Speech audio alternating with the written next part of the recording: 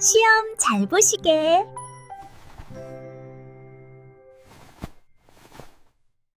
안녕하세요, 여러분. 우리가 매일 하는 대화 있잖아요. 그 대화 속에 말만큼이나, 아니 어쩌면 말보다 더 강력한 비밀이 숨어 있다는 거 혹시 알고 계셨나요? 바로 우리의 손짓, 제스처입니다.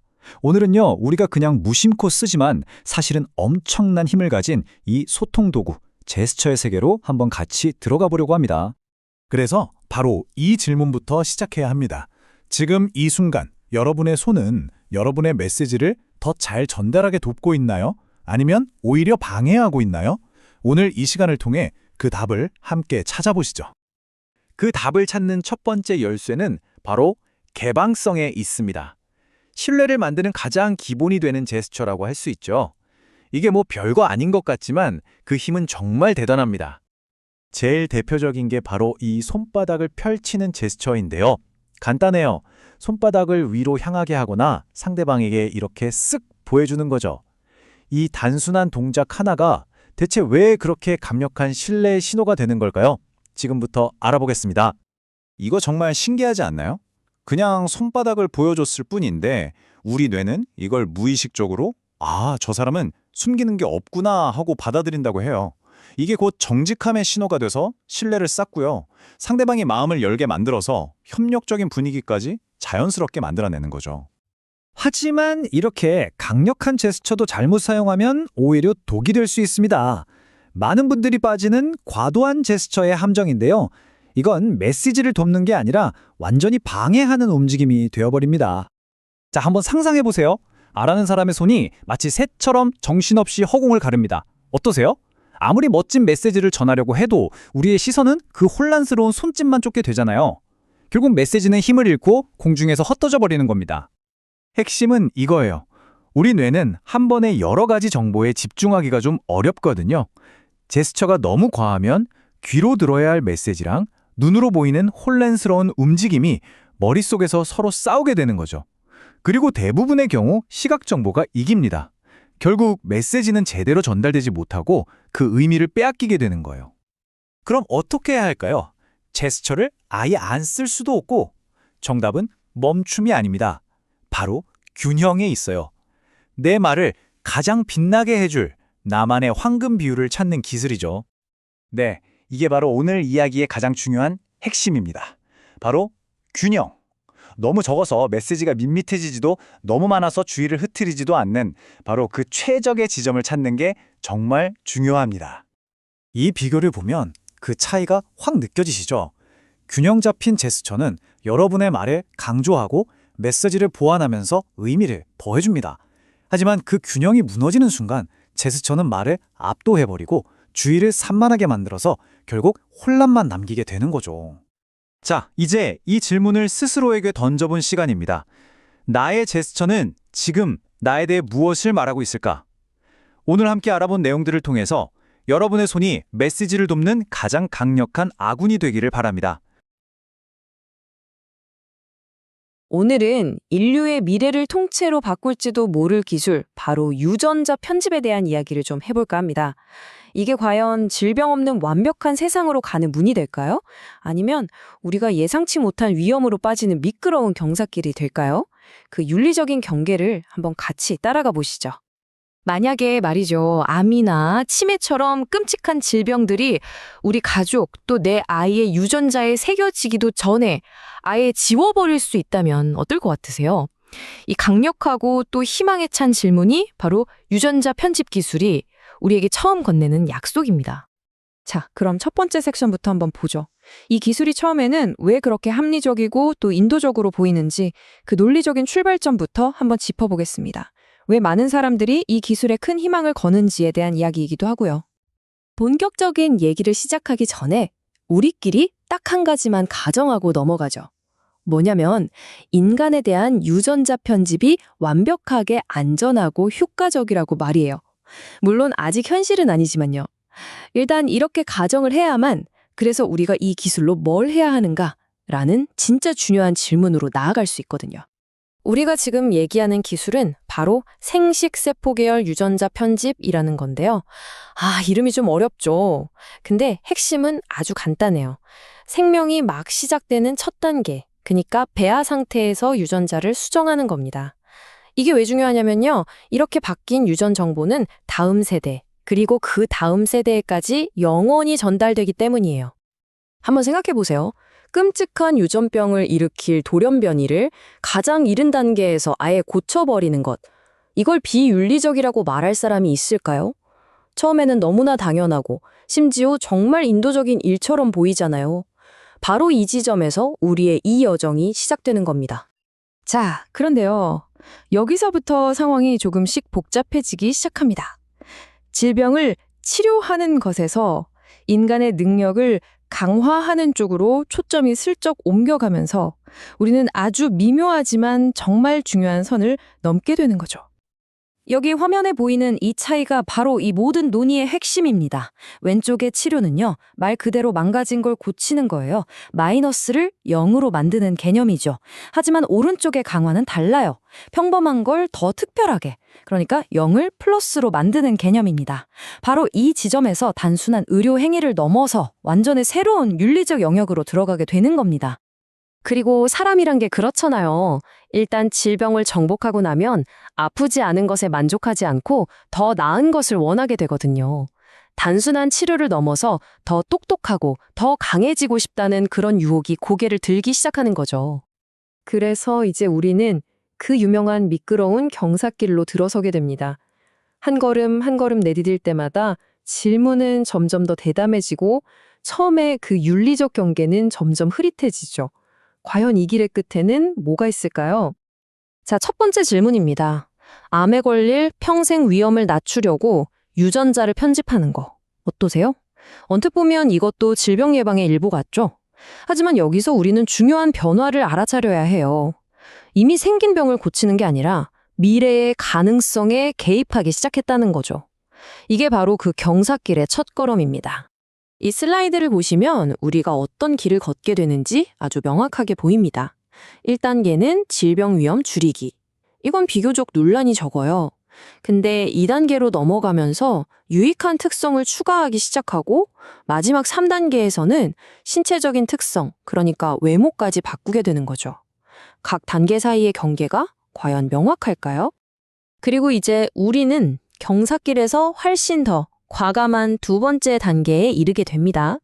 더 강한 힘, 향상된 정신 능력.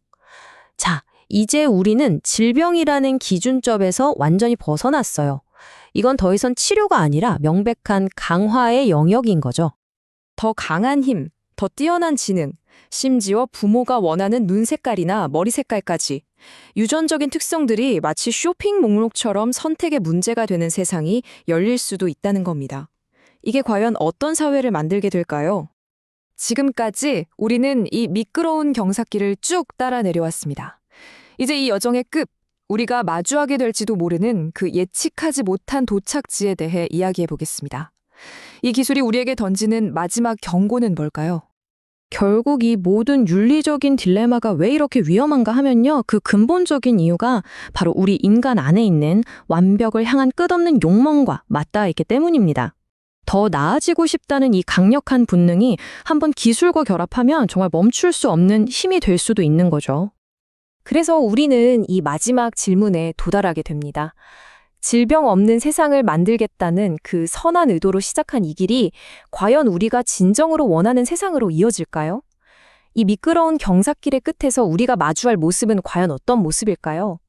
이 질문에 대한 답은 결국 우리 모두의 손에 달려 있습니다. 여러분, 학교 다닐 때 과학 시간 어떠셨어요? 보통은 두꺼운 교과서에 빼곡히 적힌 정답들을 외우기 바빴죠. 근데요, 우리가 정답이라고 믿었던 그 모든 것들이 사실은 거대한 질문의 시작이었다면 어떨까요? 오늘 이 시간에는 과학에 대한 우리의 생각을 한번 완전히 뒤집어 볼까 합니다. 맞아요. 우리 대부분 그랬을 거예요. 과학이란 건 이미 모든 게 증명된 절대 변하지 않는 사실들의 모음집이라고 배웠잖아요. 시험 보려고 수많은 공식들을 외우고 그걸 당연한 진리처럼 받아들였죠. 자, 그런데 말이죠. 만약 우리가 외웠던 그 모든 정답들이 이야기의 끝이 아니라 이제 막 시작된 거대한 질문의 일부였다면요? 바로 이 지점에서 과학을 보는 관점이 확 바뀔 수 있습니다. 자, 그럼 우선 우리에게 안정감을 줬던 그 확실성의 세계로 한번 돌아가 보죠. 교과서에 명확하게 적혀 있었고 우리 모두가 의심조차 하지 않았던 바로 그 과학 사실들 말이에요. 예를 들면 이런 것들이요. 지구는 태양 주위를 돈다. 뭐 너무 당연하죠.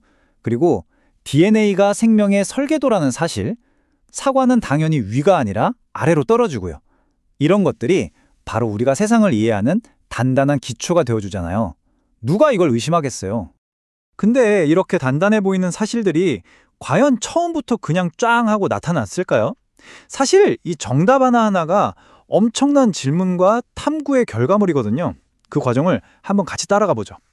네, 맞아요. 이 지식들이 그냥 어느 날 어떤 천재가 유레카 외쳐서 나온 게 아니라는 거죠. 수많은 과학자들이 정말 몇 세대에 걸쳐서요, 계속 관찰하고 또 실패하고 그런 실험들을 반복하면서 한층 한층 정말 힘들게 쌓아 올린 거예요. 거대한 지성의 탑처럼 말이죠.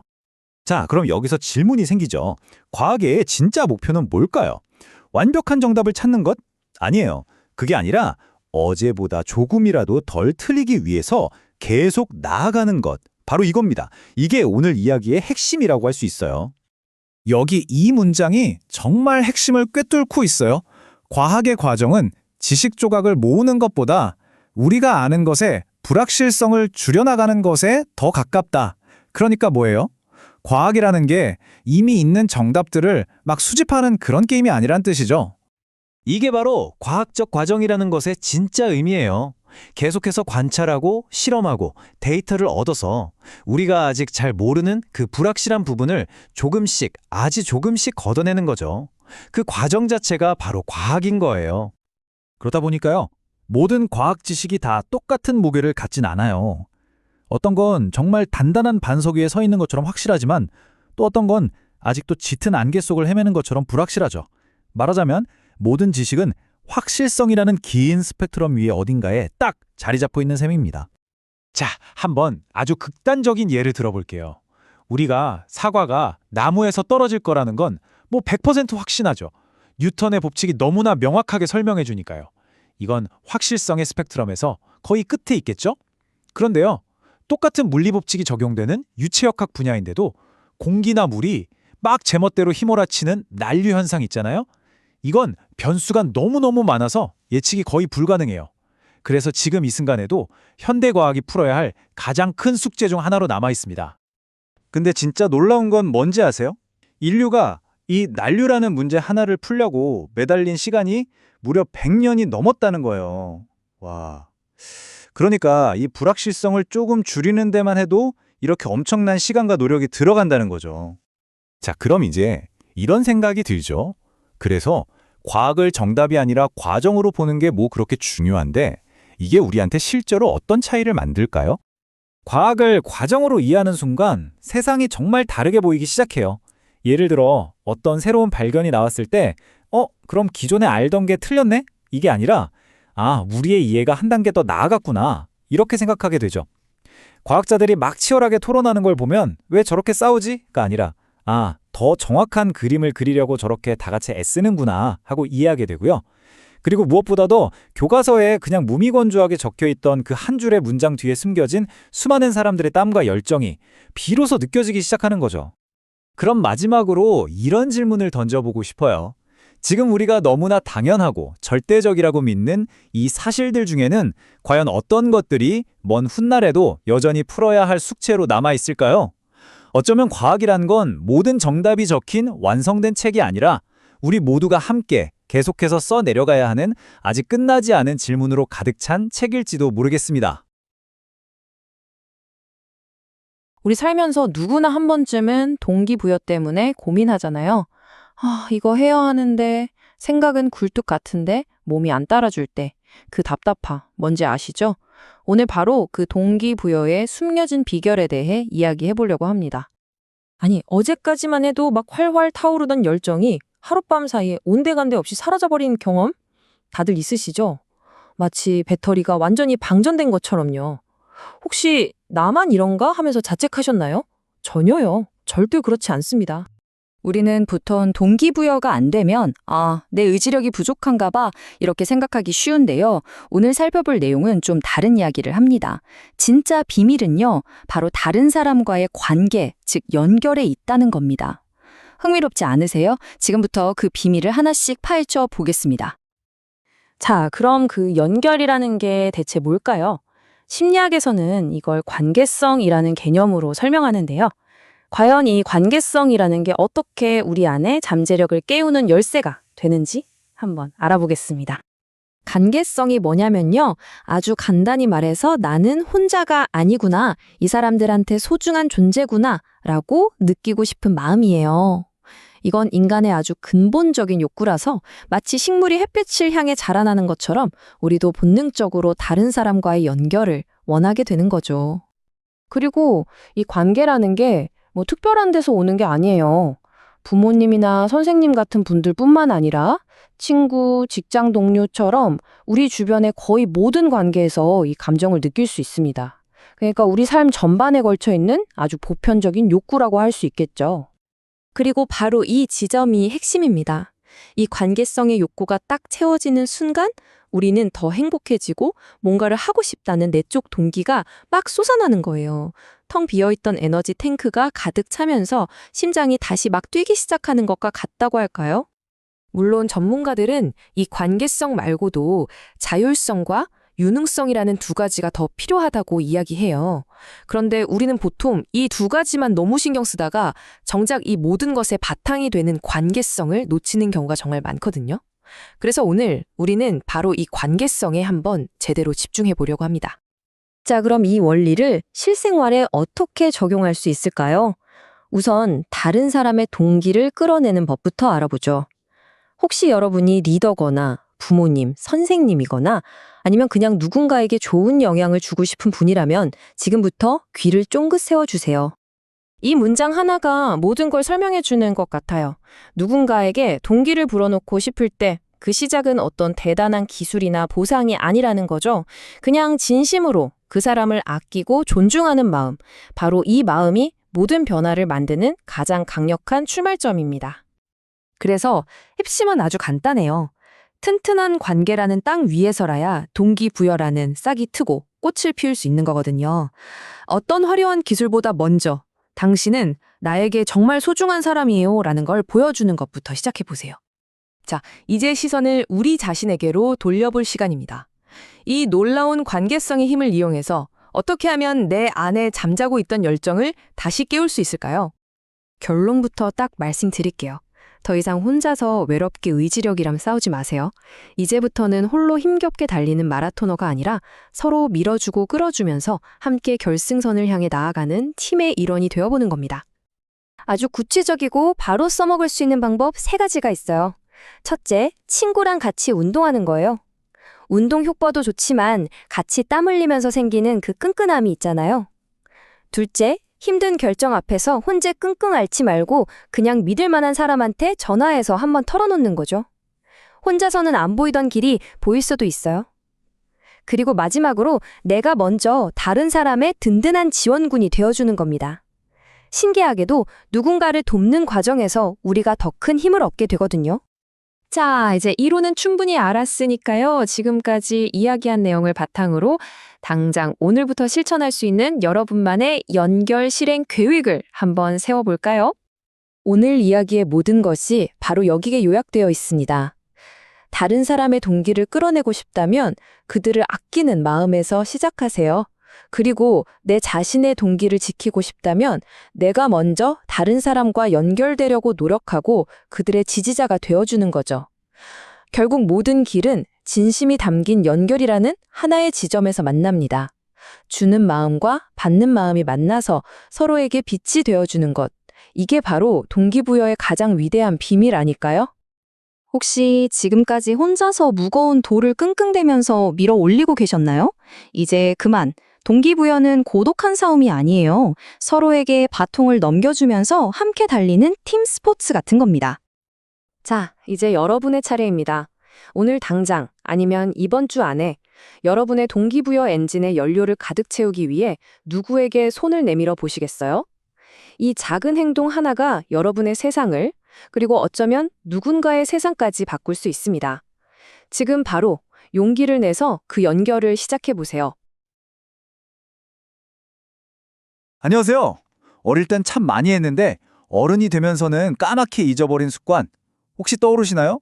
네, 바로 소리내어 읽기입니다. 오늘은 이 아주 간단한 행동 속에 숨겨진 정말 깜짝 놀랄 만한 과학적 힘을 같이 파헤쳐 보려고 합니다. 본격적으로 시작하기 전에 우리 스스로에게 한번 질문해 볼까요? 마지막으로 무언가를 소리내서 읽어본 게 대체 언제였더라? 아마 바로 생각이 안 나실 거예요. 괜찮습니다. 오늘 제 이야기 끝까지 들어보시면 하고 무릎을 탁 치면서 왜 이 잊혀진 습관을 당장 다시 시작해야 하는지 분명히 깨닫게 되실 테니까요. 소리내어 읽기는요, 그냥 책 읽는 방법 중 하나가 아니에요. 이건 마치 우리가 잊고 살았던 초능력 같은 겁니다. 현대과학이 밝혀낸 바에 따르면 이게 모든 연령대의 뇌 잠재력을 깨우는 엄청나게 강력한 훈련 도구라고 하거든요. 자, 그 비밀을 지금부터 하나씩 파헤쳐 보죠. 자, 그럼 이제 과학의 눈으로 직접 확인해 볼 시간입니다. 우리가 입을 움직여서 글자를 소리내는 그 아주 짧은 순간 우리 뇌 속에서는 대체 무슨 일이 벌어지고 있을까요? 이 모든 비밀을 푸는 열쇠가 있었으니 바로 fMRI라는 기술입니다. 이게 뭐냐면요, 살아있는 우리 뇌 속을 실시간으로 마치 영화처럼 들여다볼 수 있게 해주는 엄청난 기술이에요. 이 기술 덕분에 모든 게 명확해졌죠. 여기서 가장 중요한 단어는 바로 활성화입니다.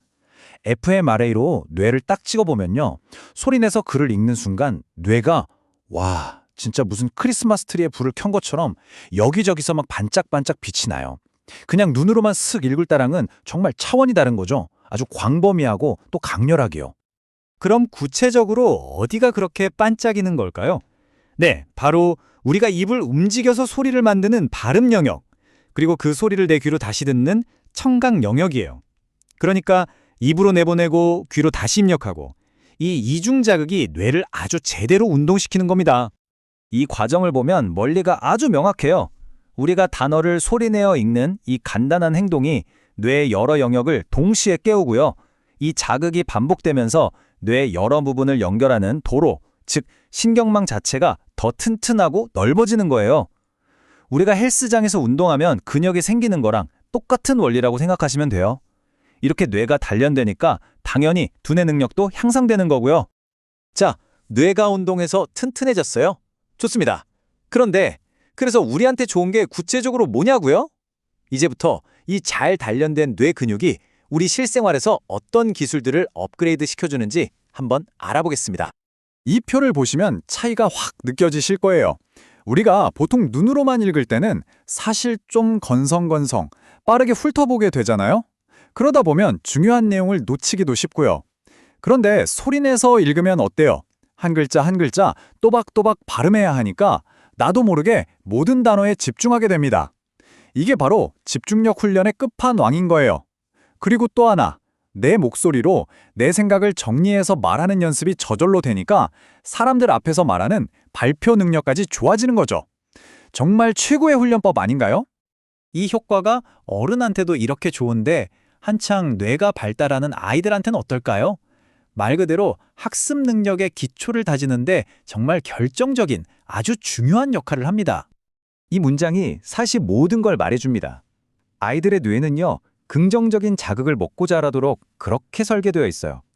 사랑과 관심 같은 따뜻한 교감을 받을 때 마치 비 온 뒤에 새싹이 쑥쑥 자라는 것처럼 신경망이 폭발적으로 늘어난다는 뜻이죠. 그럼 그런 긍정적인 자극에는 뭐가 있을까요? 네, 아이한테 노래를 불러주는 것, 따뜻하게 안아주는 스킨십, 그리고 바로 여기에 있는 것처럼 소리내서 책을 읽어주는 것. 보세요. 책 읽어주기가 아이의 성장에 꼭 필요한 다른 중요한 활동들과 어깨를 나란히 하고 있는 거예요. 그만큼 중요하다는 뜻이겠죠?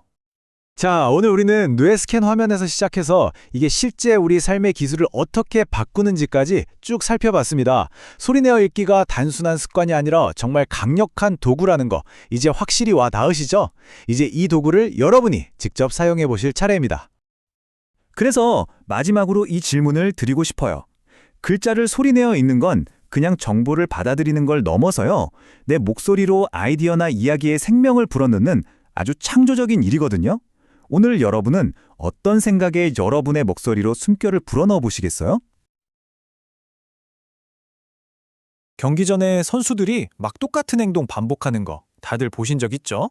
보통은 그걸 보면서 아, 저 선수 징크스인가 보다. 아니면 그냥 미신이겠거니 이렇게 생각하잖아요. 그런데요, 만약에 그 행동들이 단순한 습관을 넘어서 최고의 경기력을 끌어내기 위한 아주 정교한 과학적인 과정이라면 어떨까요? 그러게요. 대체 왜 그러는 걸까요? 농구 선수들 보면 자유투 던지기 전에 꼭 공을 3번 튕기잖아요. 또 테니스 선수들은 서브 넣기 전에 특정 순서로 라켓을 만지고요. 이런 게 정말 승리의 여신한테 보내는 어떤 신호라도 되는 걸까요? 정답부터 말씀드리면 아니오입니다. 이건 운에 대한 게 아니에요. 바로 완벽한 통제에 대한 거죠. 운동선수의 루틴은요, 경기력을 향상시키기 위한 아주 치밀하고 의도적인 전략이거든요. 그래서 오늘 우리가 그게 어떻게 작동하는지 한번 자세히 들여다볼 겁니다.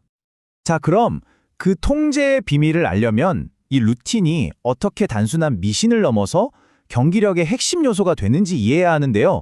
이 과정에는 크게 3가지 핵심 기능이 숨어 있어요. 그 3단계가 뭐냐면요. 바로 평가하기, 준비하기, 그리고 조정하기입니다.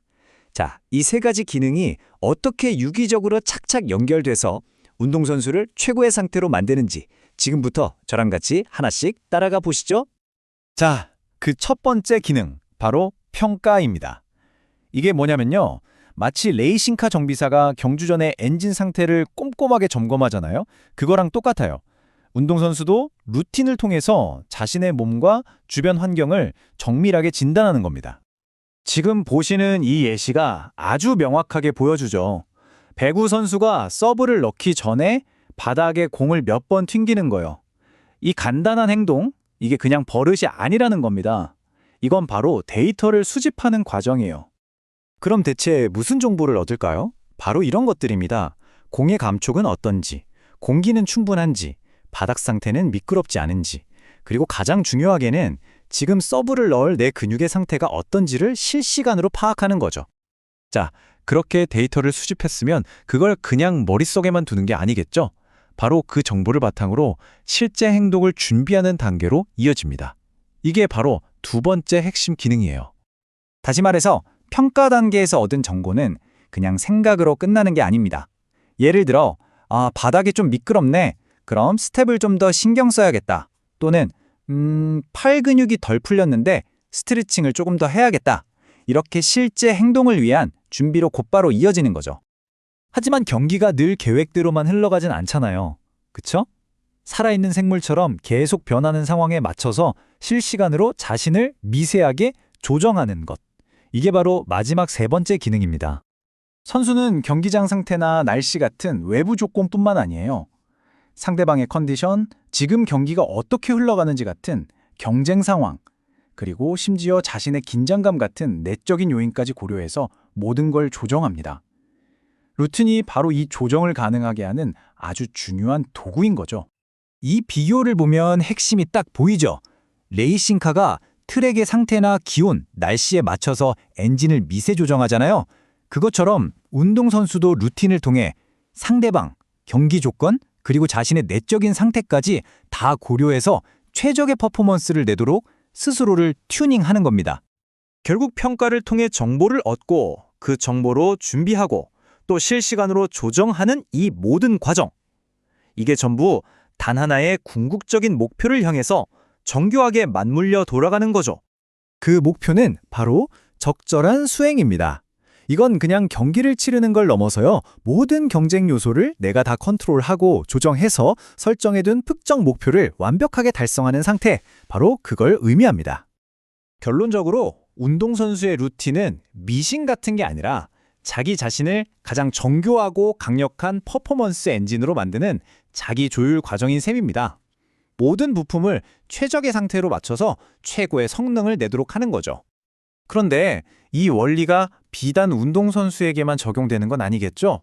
중요한 시험을 앞둔 공부, 창의적인 작업, 혹은 아주 중요한 발표까지. 자, 여러분의 삶에서 최고의 성능을 내기 위해 이런 정교한 튜닝이 필요한 엔진은 과연 무엇인가요? 한 번쯤 생각해 보시면 좋겠습니다. 혹시 광고를 보면서 이것도 날 속이려는 거네? 하고 느껴보신 적 있으세요? 사실 예전에는 그게 맞았습니다. 근데 지금은 완전히 달라졌죠? 오늘 이 시간에는 마케팅이 어떻게 교묘한 속임수에서 진정한 가치를 전달하는 방식으로 진화했는지 그 흥미로운 여정을 한번 따라가 보겠습니다. 자, 그럼 바로 본론으로 들어가 볼까요?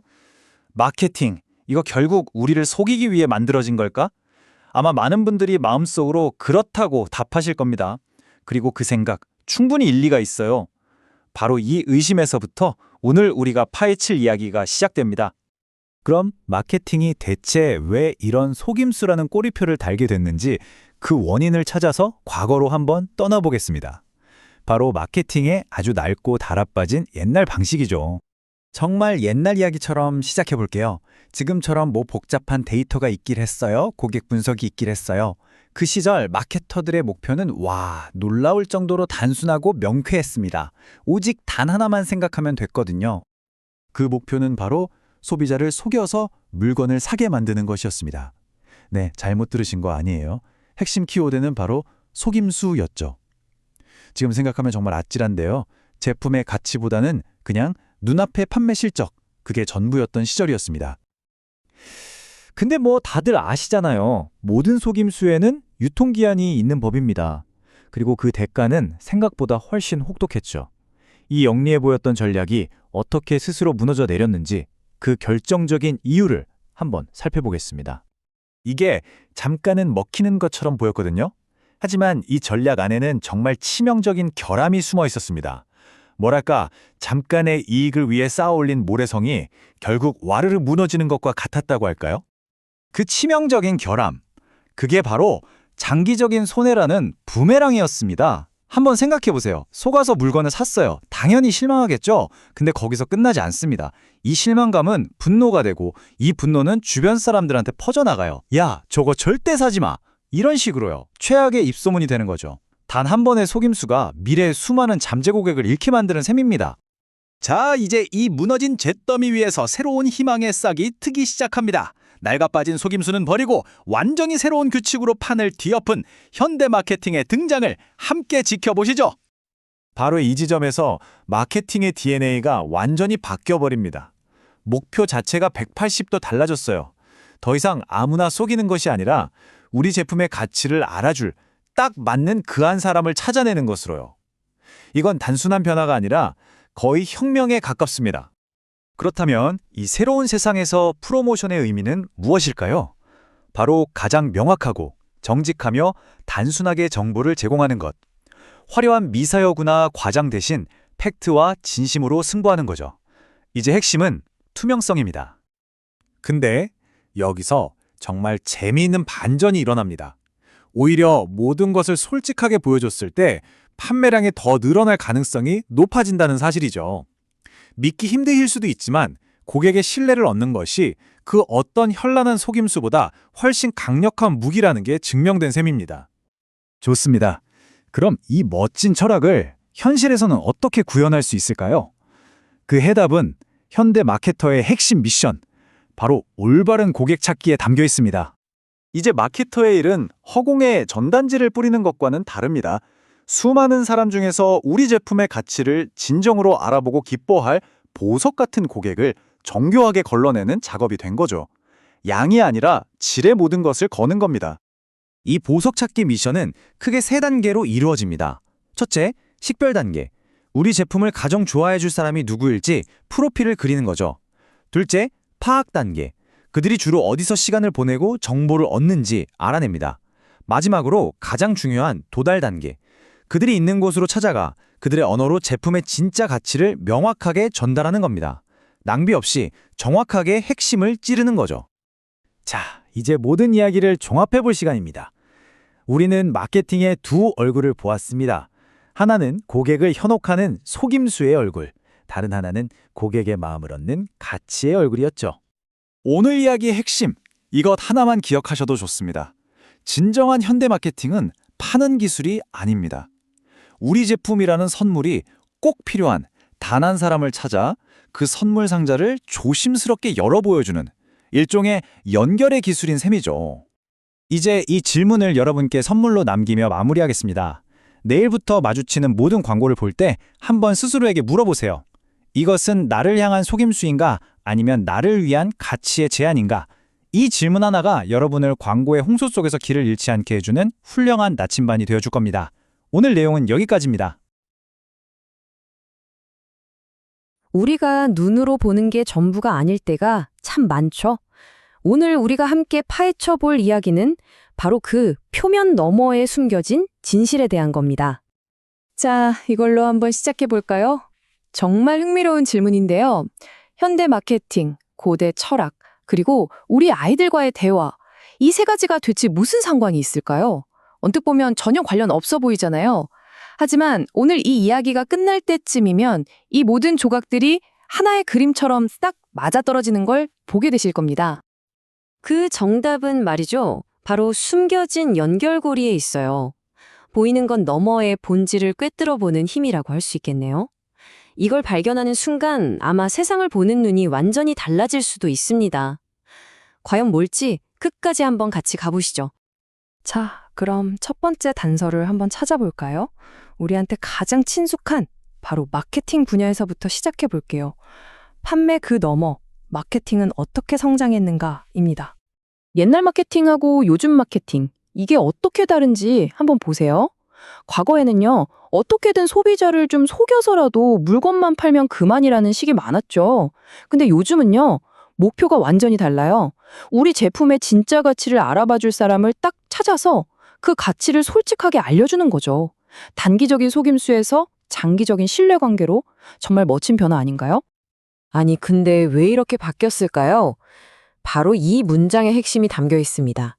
한 번 속은 소비자는 자신의 나쁜 경험을 다른 사람들에게 퍼뜨려서 매출에 큰 타격을 줄 수 있다.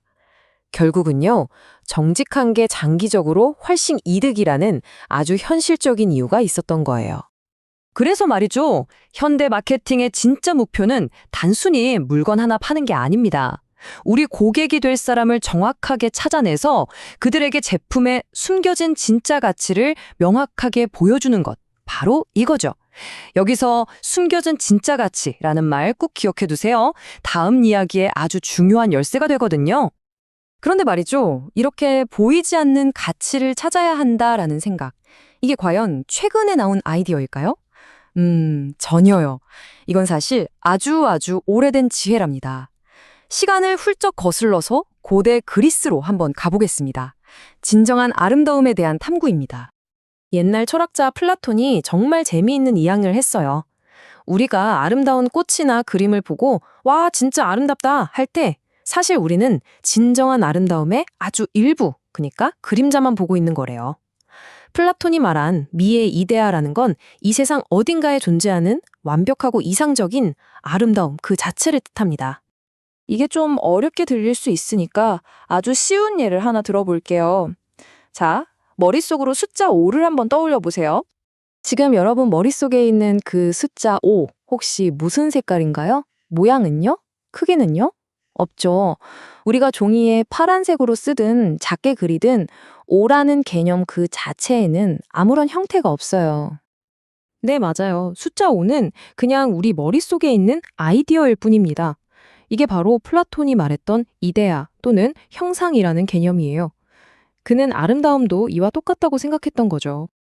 플라톤은 이 원리가 아름다움에도 그대로 적용된다고 봤어요. 우리가 삐뚤빼뚤 그리든 반듯하게 그리든 모든 삼각형 안에는 삼각형이라는 완벽한 아이디어가 숨어 있잖아요. 그것처럼 우리가 보는 모든 아름다운 것들 속에는 완벽한 아름다움의 이데아가 들어있다는 겁니다. 자, 좋아요. 고대 철학 이야기까지는 알겠는데 그래서 이게 지금 우리랑 무슨 상관이냐고요? 이게 바로 우리 일상, 특히 아이들과의 관계에서 엄청난 힌트가 될 수 있습니다. 감정의 언어, 아이들과 연결되기입니다. 아이들 마음속에 있는 그 보이지 않는 감정들, 이걸 어떻게 들여다볼 수 있을까요? 이 철학적인 개념을 아주 현실적인 문제에 한번 적용해 보죠. 여기 아이와 소통하는 두 가지 방법이 있어요. 한번 비교해 볼까요? 하나는 왜 슬퍼? 하고 직접적으로 묻는 거예요. 다른 하나는 오늘 좀 피곤해 보이네? 하고 그냥 내가 본 걸 이야기해 주는 거죠. 이게 바로 표면적인 질문과 깊이 있는 관찰의 차이입니다. 보통 우리가 왜? 라고 많이 묻잖아요. 근데 이게 사실은 함정이 될 수 있어요. 왜냐하면 첫째, 아이는 자기가 왜 그런지 진짜 모를 수 있거든요. 둘째, 엄마 아빠가 원하는 답이 뭘까 하면서 틀린 답을 할까 봐 걱정하기도 하고요. 결국엔 아이는 그냥 입을 닫아버리는 거죠. 그래서 진짜 핵심은 이거예요. 아이의 마음을 열고 싶다면 질문을 던지는 것보다 그냥 내가 본 걸 담백하게 이야기해 주는 거죠. 오늘 좀 피곤해 보이는구나 처럼요. 이게 바로 마음의 문을 여는 더 깊은 차원의 접근법입니다. 자, 이제 슬슬 조각들이 맞춰지는 것 같지 않으세요? 마케팅, 철학, 그리고 소통, 이 세 가지 이야기가 어떻게 하나로 이어지는지 그 숨겨진 연결고리를 찾아보겠습니다. 와, 이 표를 보시면 오늘 이야기가 한눈에 쫙 들어오죠. 정말 신기하지 않나요? 먼저 상업을 보면요. 표면적인 건 한 번의 거래지만 더 깊이 들어가면 소비자의 진짜 필요가 보입니다. 철학에서는 눈앞에 아름다운 물건이 표면이라면 그 본질에는 아름다움이라는 아이디어 자체가 있고요. 마지막으로 관계에서는 직접적인 질문이 표면이고 공감 어린 관찰이 더 깊은 소통을 만들어내죠. 어때요? 세 분야 모두 표면 아래에 더 중요한 본질이 숨어 있다는 공통점이 보이시죠? 결국 이 모든 이야기의 핵심은 같아요. 더 깊이 들어간다는 건 눈에 보이지 않는 진짜 현실을 보는 거였어요. 고객의 진짜 속마음, 완벽한 아이디어, 그리고 아이가 말하지 못하는 감정. 바로 이런 것들이죠. 자, 이제 마지막으로 여러분께 질문 하나를 남겨두고 싶습니다. 여러분의 삶 속 다른 곳에서는 어떠세요? 혹시 나도 모르게 본질이 아닌 그림자만, 그러니까 표면만 보고 있는 건 아닐까요? 그리고 그 너머에는 어떤 진실이 숨어 있을까요? 안녕하세요. 혹시 아이가 막 감정이 격해졌을 때, 이럴 때 대체 어떻게 말을 걸어야 하지? 하고 막막했던 적 다들 한 번쯤 있으시죠? 오늘은요, 바로 그럴 때 쓸 수 있는 정말 간단한데 효과는 엄청난 소통법 하나를 알려드릴게요. 자, 바로 시작해볼까요? 아이를 키우다 보면, 뭐랄까, 누구나 한 번쯤은 딱 마주치는 그런 답답한 순간이 있잖아요. 아이는 감정을 주체 못하고 부모는 부모대로 속이 타고 서로 딱 대치하게 되는 바로 그 순간 말이에요. 자, 이럴 때 우리가 보통 제일 먼저 하는 말이 뭐죠?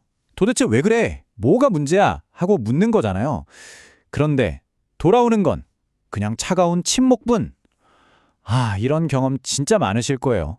마치 벽에다 대고 얘기하는 것 같은 이 순간을 어떻게 뚫고 나갈 수 있을지 오늘 바로 그 얘기를 해보려는 겁니다. 근데 진짜 이상하지 않아요? 그냥 왜라고 물었을 뿐인데 왜 이게 오히려 상황을 더 안 좋게 만드는 걸까요? 자, 그 이유를 한번 아이의 마음속으로 살짝 들어가서 같이 한번 들여다보죠. 그러니까 아이가 막 슬퍼하고 화나고 감정적으로 힘들어할 때요. 우리가 왜 슬퍼? 또는 너 왜 화났어? 이렇게 직접적으로 묻는 게 사실은 아이를 더 구석으로 몰아넣는 것과 같다는 거예요. 아이 입장에서는 이게 너무나도 벅찬 질문이 될 수 있는 거죠. 아이가 입을 꾹 닫고 있는 데는 생각보다 정말 다양한 이유가 있어요. 어떨 땐 진짜로 자기가 왜 이러는지 스스로도 몰라서 그럴 수도 있고요. 아니면 이 감정을 뭐라고 말해야 할지 그 단어를 못 찾아서 답답한 걸 수도 있죠. 또 어떨 땐 그냥 너무 피곤해서 그런 걸 수도 있고 며칠 뒤에 있을 피아노 발표회 같은 어떤 특정한 일 때문에 걱정이 한가득일 수도 있어요. 심지어는 내가 이런 사소한 걸로 속상하다고 말하면 엄마 아빠가 이상하게 생각하지 않을까? 이런 걱정 때문에 아예 입을 닫아버리는 경우도 진짜 많습니다. 결국 핵심은 바로 이거예요. 우리가 답답한 마음에 계속해서 질문을 던지면 던질수록 아이의 마음의 문은 더 굳게, 더 단단하게 닫혀버린다는 거죠. 이 점을 정말 꼭 기억해야 합니다. 자, 그럼 도대체 어떻게 해야 할까요? 이제부터가 진짜 중요한데요. 훨씬 더 효과적인 방법, 바로 질문을 멈추고 관찰하는 기술에 대해서 이야기해 볼게요. 네, 핵심은 바로 이겁니다. 질문이라는 함정에서 벗어나서 관찰이라는 열쇠를 사용하는 거예요. 아이를 캐묻는 걸 멈추고요. 그 대신 내가 본 것을 그냥 담백하게 한번 공유해 보는 거죠. 이걸 관찰한 것 반영하기라고 하는데요. 어려운 게 아니고요. 말 그대로예요. 아이한테 어떤 정보를 요구하는 게 아니라 내가 보니까 너 이렇구나 하고 내가 본 걸 그냥 거울처럼 비춰주는 겁니다. 이렇게 하면 아이한테 전혀 부담을 주지 않으면서도 자연스럽게 대화의 문을 스르륵 열 수가 있죠. 자, 그럼 이론은 알겠는데 실제로 어떻게 말해야 할까요? 이제 여러분이 오늘 당장 써먹을 수 있는 아주 실용적인 예시들을 몇 가지 보여드릴게요. 들어보시면 이거구나 하실 거예요. 정말 간단합니다. 예를 들어서 이런 거죠. 아이가 축 처져 있을 때 너 왜 그렇게 기운이 없어? 라고 묻는 대신에요. 그냥 내가 본 그대로 오늘 좀 피곤해 보이는구나 이렇게 툭 던지는 거예요. 어때요? 여기에는 어떤 판단이나 질문이 전혀 없죠. 그저 아이가 자기 얘기를 할 수 있도록 공간을 살짝 열어주는 겁니다. 조금 더 구체적인 상황에서도 한번 볼까요? 예를 들어 발표의 얘기만 나오면 아이 표정이 안 좋아져요. 그럴 때 발표회 얘기하니까 또 화났어? 이렇게 다그치듯 묻는 대신에 아까 발표회 얘기를 꺼내니까 네가 활짝 인상을 찌푸리는 걸 내가 봤어. 이렇게 내가 본 사실만 담백하게 전달하는 거죠. 자, 그리고 여기서 끝이 아닙니다. 진짜 중요한 다음 단계가 남아 있어요. 그건 바로 기다려주는 거예요. 이렇게 말을 건네고 나서 생기는 그 잠깐의 침묵이 어색해서 우리가 막 다른 말로 채우려고 하거든요. 그러지 마세요. 그냥 아이가 스스로 마음을 열고 뭔가를 말할 때까지 충분히 기다려주는 겁니다. 우리의 목표는 정답을 캐내는 게 아니잖아요. 아이가 여기서 내 얘기를 해도 안전하구나 느낄 수 있는 공간을 만들어주는 거니까요. 자, 이제 거의 다 왔습니다. 마무리를 해볼 시간인데요. 이렇게 소통 방식을 살짝 바꾸는 것이 우리 관계에 얼마나 깊은 의미를 가져다 주는지 그 얘기를 좀 해볼게요. 오늘 배운 이 기술, 기억하기 쉽게 딱 3단계로 요약해 드릴게요. 첫째, 아이가 감정의 소용돌이 속에 있다는 걸 먼저 알아차리는 거예요. 둘째, 내가 본 것을 판단 없이 간단하게 말해주는 거죠. 그리고 마지막, 셋째, 아이가 스스로 입을 열 때까지 기다려준다. 어때요? 정말 간단하죠? 여기서 우리가 다시 한번 꼭 짚고 넘어가야 할 게 있어요. 바로 우리의 목표입니다. 우리는 아이의 감정을 파헤치는 신문관이 아니잖아요, 그죠? 완벽한 정답을 찾아내는 게 아니라 아이와 마음이 통하는 대화에 물꼬를 트는 것, 바로 그것이 우리의 진짜 목표가 되어야 합니다. 마지막으로 여러분께 이 질문을 하나 던져드리고 싶어요. 만약에 아이와의 대화 목표를 정답 찾기에서 마음 연결하기로 바꾼다면 여러분과 아이의 관계는 앞으로 어떻게 달라질까요? 오늘부터라도 이 작은 변화 한번 시도해 보시는 건 어떨까요? 안녕하세요, 여러분. 혹시 이런 생각해 보셨어요? 내 피부가 내가 지금 느끼는 감정에 대한 비밀을 주고 있다고요? 오늘은 바로 그 놀라운 과학, 감정이 어떻게 객관적인 사실이 될 수 있는지 한번 제대로 파헤쳐 보겠습니다. 자, 바로 이 질문으로 한번 시작해 볼까요? 우리가 느끼는 감정이 그냥 마음속에만 머무는 게 아니라 우리 피고를 통해서 객관적인 신호로 나타날 수 있다. 이런 거 상상이나 해보셨어요? 사실 우리 몸은요, 우리가 미처 알아채기도 전에 먼저 반응하곤 하죠. 뭐 기쁘거나 슬플 때, 아니면 긴장될 때 심장이 막 두근거리는 것처럼요. 이게 바로 우리가 의식적으로 컨트롤할 수 없는 우리 몸만의 비밀 언어인 셈이죠. 자, 그럼 이 미스터리를 풀 첫 번째 단서부터 한번 따라가 볼까요? 바로 우리의 감정과 아주 미세한 신체 반응 사이의 직접적인 연결고리입니다. 근데 여기서 진짜 재밌는 게 뭔지 아세요? 이게 꼭 스트레스나 슬픔 같은 부정적인 감정에만 해당되는 게 아니라는 거예요. 정말 강렬한 기쁨을 느낄 때도 우리 몸은 놀랍게도 똑같은 반응을 보인다는 거죠. 그 반응이 뭐냐면요. 바로 땀입니다. 그렇다고 우리가 운동할 때처럼 땀을 뻘뻘 흘리는 그런 건 아니고요. 정말 눈에도 안 보일 만큼 아주 미세한 양의 땀이 피부에 살짝 맺히는 거죠. 그러니까 핵심은 이거예요. 이 모든 과정이 우리 의식과는 전혀 상관없이 완전히 무의식적으로 일어난다는 겁니다. 지금부터 땀 좀 내볼까? 이렇게 마음 먹는다고 되는 게 아니라는 거죠.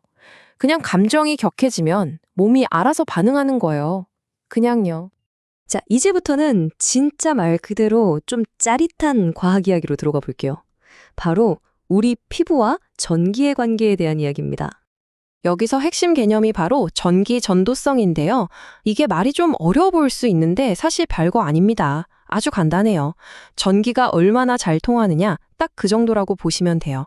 물은 전기가 잘 통하지만 고무는 잘 안 통하는 것과 같죠. 그리고 바로 이 지점에서 모든 게 연결됩니다. 잘 들어보세요. 감정 때문에 생긴 그 미세한 땀이 피부에 나타나면 땀에 있는 염분이나 미네랄 때문에 우리 피부의 전기 전도성이 확 올라가게 돼요. 전기가 더 잘 흐르게 되는 거죠.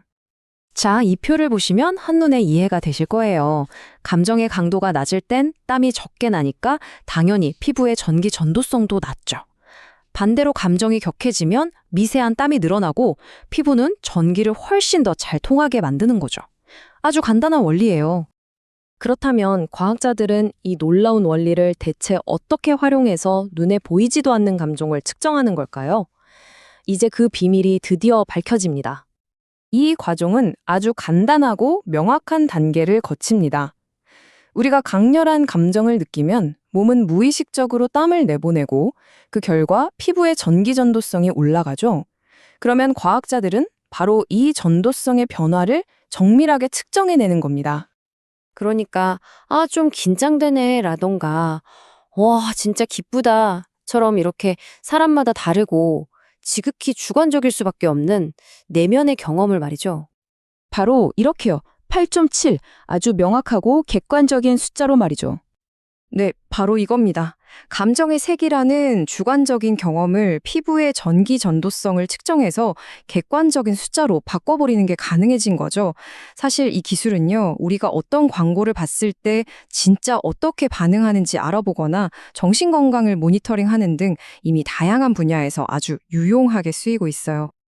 자, 이 표가 오늘 우리가 나눈 이야기의 모든 것을 딱 정리해주네요. 여러분이 느끼는 주관적인 감정이 몸의 무의식적인 반응을 일으키고 우리는 그 반응을 객관적인 데이터로 측정할 수 있다는 것. 이게 바로 감정이 사실이 되는 정말 놀라운 순간인 거죠. 결론은 이겁니다. 우리는 과학을 통해서 눈에 보이지 않던 마음의 상태를 눈에 보이는 숫자로 바꿔서 객관적으로 파악할 수 있는 길을 열었다는 거죠. 자, 그럼 마지막으로 이런 질문을 한번 던져볼게요. 만약 우리 몸이 감정에 대해서 이렇게나 명확한 객관적인 언어로 말을 걸고 있다면 우리가 아직 듣지 못하고 있는 다른 비밀스러운 신호들은 또 얼마나 많을까요? 정말 생각해 볼수록 궁금해지지 않나요? 우리가 매일 스쳐 지나가는 식물들 있잖아요. 과연 걔네들은 그냥 가만히 서 있기만 하는 걸까요? 어쩌면 우리가 전혀 알아채지 못하는 방식으로 자기들만의 언어로 엄청난 대화를 나누고 있을지도 모릅니다. 오늘은 바로 그 식물들의 비밀스러운 세계로 한번 들어가 보려고 합니다. 식물을 자르면 아파할까? 뭐 이런 질문 한 번쯤은 해보셨을 수도 있겠네요. 이게 그냥 엉뚱한 상상 같지만 사실 이 질문 속에 아주 흥미로운 과학적인 단서들이 숨어 있습니다. 생각보다 훨씬 더 놀라운 이야기가 펼쳐질 거예요. 네, 바로 그 느낌이요. 잔디 깎고 나면 확 풍기는 그 상쾌한 풀내음. 우리한텐 그냥 좋은 냄새일지 몰라도 사실 그게 식물들이 보내는 긴급 구조 요청, 그러니까 SOS 신호 같은 거라면 믿으시겠어요? 이게 바로 식물들의 대화를 엿볼 수 있는 첫 번째 실마리입니다. 자, 그럼 첫 번째 단서부터 한번 파헤쳐보죠. 바로 향기입니다. 식물은 대체 어떻게 냄새를 가지고 서로 소통하는 걸까요? 그러니까 식물이 공격을 받잖아요. 그럼 특정 화학물질을 공기 중으로 막 뿜어내는 거예요. 이게 그냥 나 아파 하고 끝나는 게 아니에요. 훨씬 더 똑똑하죠. 이 향기로 자기를 괴롭히는 해충의 천적을 불러들이기도 하고요. 주변에 있는 다른 식물들한테 야, 지금 위험하니까 방어 준비 단단히 해! 하고 경고 메시지를 보내는 역할도 합니다. 말 그대로 생존을 위한 아주 정교한 화학적 언어인 셈이죠. 향기만으로도 충분히 놀라운데 사실 더 엄청난 게 있습니다. 식물이 소리를 낸다는 건데요. 물론 우리 귀에는 전혀 안 들려요. 두 번째 단서는 바로 이 침묵의 소리입니다. 과학자들이 진짜 궁금했나 봐요. 식물 옆에 아주 특별한 마이크를 설치해서 실험을 했거든요. 그랬더니 정말로 녹음이 된 거예요. 식물이 스트레스를 받을 때 내는 소리가요. 근데 이 소리의 주파수가 인간이 들을 수 있는 범위를 완전히 벗어나 있었던 거죠. 여기 한번 보세요. 차이가 어마어마하죠? 우리 인간은 기껏해야 2만 헤르츠까지 듣는데 식물은 무려 4만에서 8만 헤르츠에 달하는 초음파로 소리를 내고 있었던 겁니다. 와, 우리가 식물의 비명을 들을 수 없었던 건 너무나 당연한 일이었어요. 자, 근데 여기서 이야기가 끝이 아닙니다. 더 흥미로운 건 이 소리가 그냥 아무 의미 없는 잡음이 아니라는 거예요. 이 소리 안에 아주 구체적인 정보가 담겨 있었다는 거죠. 지금부터 그 암호를 한번 풀어보겠습니다. 연구원들이 녹음한 소리를 들어보니까 마치 팝콘이 터지는 것 같은 그런 소리였대요. 아주 높은 톤으로 타닥타닥 거리는 소리. 식물은 스트레스 상황에 처했을 때 바로 이런 독특한 소리를 만들어내고 있었습니다. 자, 그리고 이 부분이 오늘 이야기의 하이라이트입니다. 진짜 소름 돋는 부분인데요. 식물은 스트레스의 종류에 따라 서로 다른 소리를 냈다는 겁니다. 그러니까 목이 마를 때 내는 소리랑 잎이 잘렸을 때 내는 소리가 달랐다는 거죠. 이건 그냥 나 힘들어가 아니라 나 지금 목말라 또는 나 지금 베었어 하고 문제의 원인을 구별해서 알리는 거의 언어체계에 가깝다고 볼 수 있죠. 그렇다면 식물들이 사용하는 이 향기와 소리는 도대체 뭘 의미하는 걸까요? 이제 이 모든 단서들을 모아서 생존의 미스테리를 종합적으로 풀어볼 시간입니다. 이 모든 사실을 듣고 나면 자연스럽게 이런 질문이 떠오르죠. 와, 그럼 식물이 정말 우리처럼 고통을 느끼고 그래서 소리를 지르는 건가? 하고요. 충분히 그렇게 감정적으로 해석할 수 있지만 전문가들의 생각은 조금 다릅니다. 전문가들은 이걸 고통이라는 감정 표현으로 보기보다는 생존을 위한 무조건 반사적인 행동일 가능성이 높다고 분석합니다. 우리가 뜨거운 것에 손을 대면 생각할 틈도 없이 앗! 하고 손을 떼는 것처럼 말이죠. 결국 핵심은 생존, 바로 이겁니다. 식물도 살아있는 생명체니까요. 그 무엇보다 생존이 가장 근본적인 목표인 거죠. 우리가 발견한 이 놀라운 향기와 소리, 이 모든 복잡한 신호들은 결국 살아남기 위한 식물의 필사적인 노력이라고 볼 수 있습니다. 자, 오늘 내용 한번 정리해볼까요? 식물은 결코 수동적인 존재가 아니라는 거, 그리고 냄새와 소리라는 아주 강력한 도구를 사용해서 위험을 알리고 자신을 방어한다는 거, 결국 이 모든 건 생존을 위해 세상과 아주 적극적으로 소통하는 방식이었던 거죠. 우리는 이제 겨우 식물의 언어, 그 첫 페이지를 살짝 넘겨본 셈입니다. 근데 만약 식물들이 이 정도로 정교하게 소통하고 있다면 이 고요해 보이는 자연 속에서 우리가 아직 듣지도 보지도 못하는 비밀스러운 대화들이 또 얼마나 많이 오가고 있을까요? 정말 생각할수록 신비로운 세상입니다. 안녕하세요. 우리가 어떤 이야기에 푹 빠져드는 데에는 사실 비밀 재료가 하나 있거든요. 바로 캐릭터인데요. 왜 어떤 캐릭터는 우리 마음을 그냥 확 사로잡는데 어떤 캐릭터는 봐도 아무렇지 않을까요? 오늘 그 비밀을 한번 제대로 파헤쳐 보겠습니다. 자, 액션 영화 한 편을 보고 있다고 상상해 보세요. 주인공 한 명이 겪는 불행은 와, 정말 비극적이고 가슴 아프고 꼭 내 일처럼 느껴지잖아요. 근데 말이죠. 같은 영화에서 수십 명의 엑스트라가 죽어나가는 장면은 어떠세요? 그건 그냥 배경처럼 느껴지고 우리 마음에 거의 아무런 흔적도 남기지 않죠. 바로 이 지점이에요. 대체 왜 한 사람의 삶은 그렇게나 중요하게 다가오는데 다른 수많은 사람들의 삶은 그냥 배경의 일부가 되어버리는 걸까요? 이게 바로 오늘 우리가 풀어볼 아주 흥미로운 수수께끼입니다. 그 해답은요, 이야기가 애초에 어떻게 만들어지는지에 달려 있습니다. 첫 번째 단서는요, 바로 영웅의 고통이라는 개념에서 찾을 수 있어요. 모든 스토리텔링의 진짜 기본 전제가 바로 이거예요. 어떤 비극이 관객의 마음을 움직이려면 관객이 반드시 감정적인 반응을 보여야 한다는 거죠. 만약 관객이 아무것도 느끼지 못한다? 그럼 그 이야기는 사실상 실패한 겁니다. 자, 그럼 조금 더 깊이 들어가 볼까요? 어떻게 하면 관객들이 그런 감정적인 반응을 보이게 만들 수 있을까요? 여기에는 아주 핵심적인 투자 요건이라는 게 필요합니다. 그건 바로 감정적 투자입니다. 이게 뭐냐면요. 관객이 특정 캐릭터와 느끼는 어떤 끈끈한 연결고리 같은 거예요. 이 연결고리가 한번 생기면 관객은 그 캐릭터의 운명을 진짜 내 일처럼 중요하게 여기게 되는 거죠. 이게 바로 그 비밀의 재료입니다. 핵심은 바로 이 문장이에요. 관객은 캐릭터에게 동료 또는 적으로서 감정적으로 투자해야만 한다. 이게 무슨 뜻이냐면 그 캐릭터를 좋아하든 싫어하든 그건 중요하지 않다는 거예요. 중요한 건 사랑이든 증오든 어떤 식으로든 강한 감정적 연결고리가 있느냐 없느냐 바로 그겁니다. 규칙은 아주 간단해요. 감정적 투자가 없으면 우리가 얻는 감정적 보상도 정확히 0%. 아무것도 없는 거죠. 그래서 진짜 중요한 건 이야기꾼들이 어떻게 이런 투자를 만들어내는가 하는 점이겠죠. 그 해답은 의외로 간단한 선택지에 달려 있습니다. 캐릭터를 친구로 만들 거냐, 적으로 만들 거냐, 아니면 그냥 이치게 둘 거냐. 관객이 캐릭터를 보는 방식은 크게 이렇게 세 가지로 나눌 수 있어요. 첫째, 우리에게 이로운 행동을 하는 동료. 둘째, 우리를 방해하고 반대하는 적. 그리고 마지막으로 아무런 감정적 투자가 없는 그냥 스쳐 지나가는 엑스트라입니다. 감정을 불러일으키는 건 오직 첫 번째와 두 번째 유형뿐이에요. 영웅이 진짜 영웅처럼 느껴지려면요. 이야기꾼은 주인공을 가치 있는 동반자나 소중한 동료, 다시 말해 우리 편으로 만들어야만 해요. 그래야 우리가 그의 목표에 공감하고 그의 아픔에 같이 아파하면서 감정적으로 빠져들게 되니까요. 이 표를 보시면 모든 게 아주 명확해집니다. 캐릭터가 우리 편인 동료, 즉 영웅이든 아니면 우리를 위협하는 적, 즉 악당이든 결과는 사실 똑같아요. 바로 강력한 감정적 유대감이 형성된다는 거죠. 우리가 캐릭터를 응원하며 사랑하든 저 나쁜 놈 하면서 미워하든 바로 그 강렬한 감정 자체가 우리를 이야기에 완전히 몰입하게 만드는 겁니다. 자, 이제 슬슬 마무리를 해볼까요?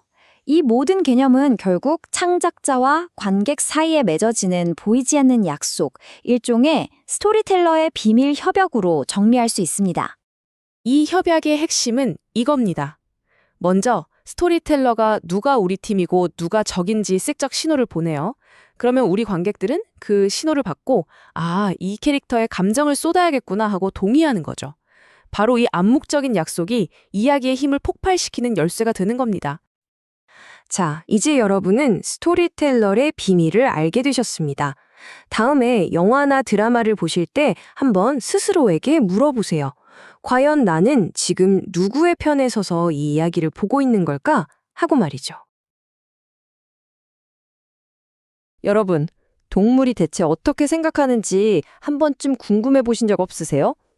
오늘 바로 그 동물의 놀랍고도 신비한 정신세계를 한번 들여다보려고 합니다. 특히 주인공이 있는데요.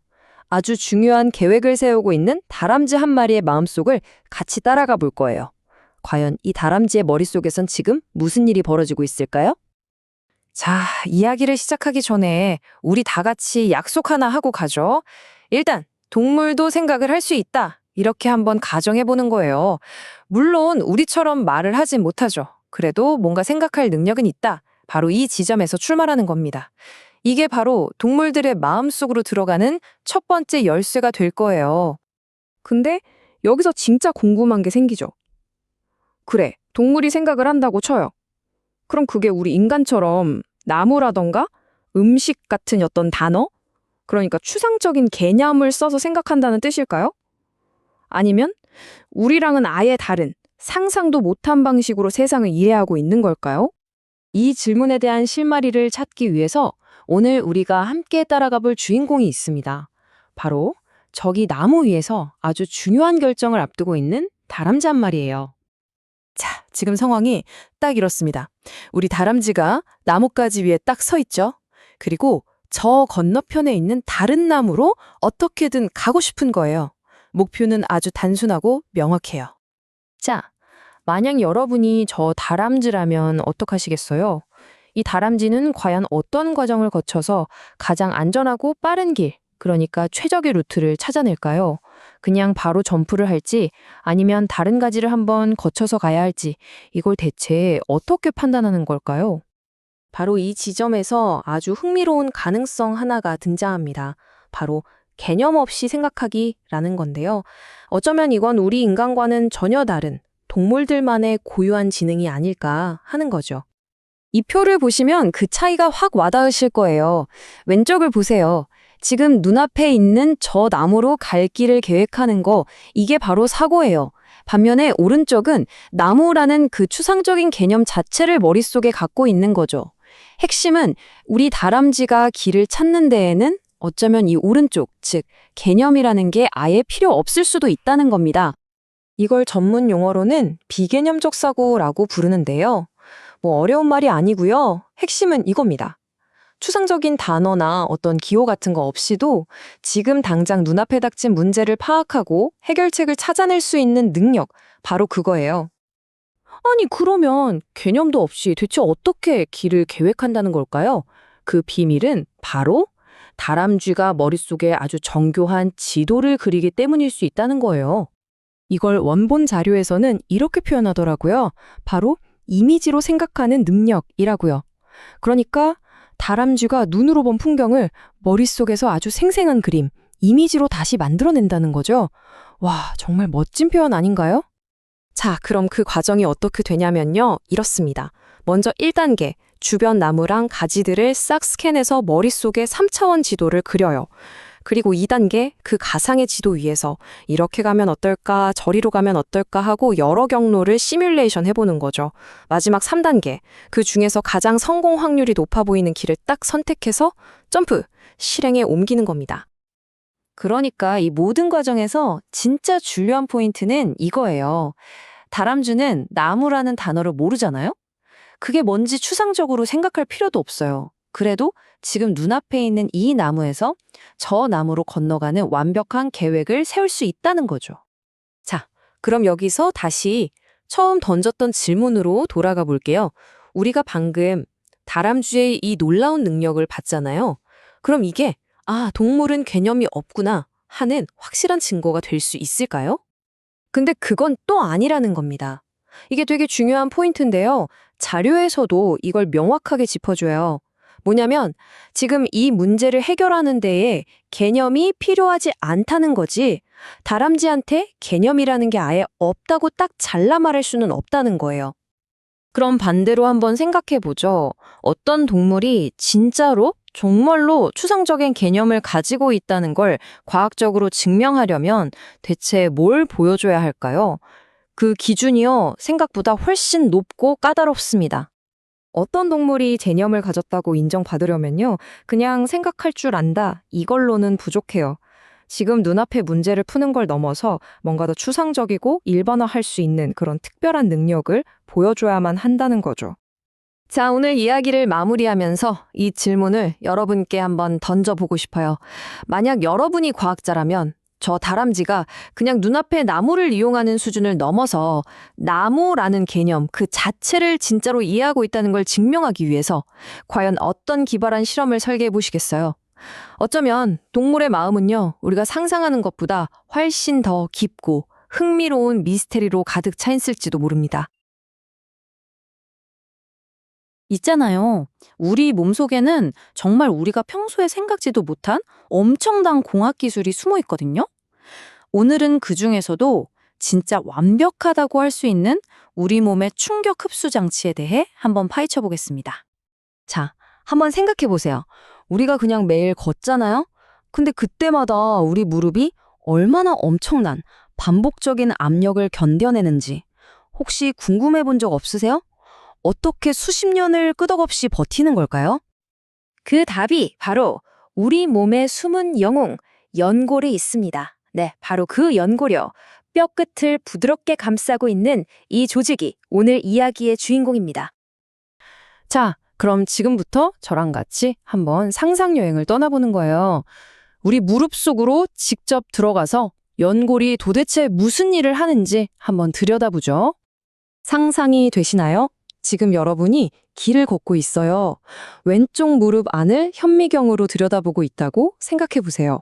한 걸음 또 한 걸음 내디딜 때마다 그 안에서는 정말 놀랍고 정교한 일들이 벌어지고 있답니다.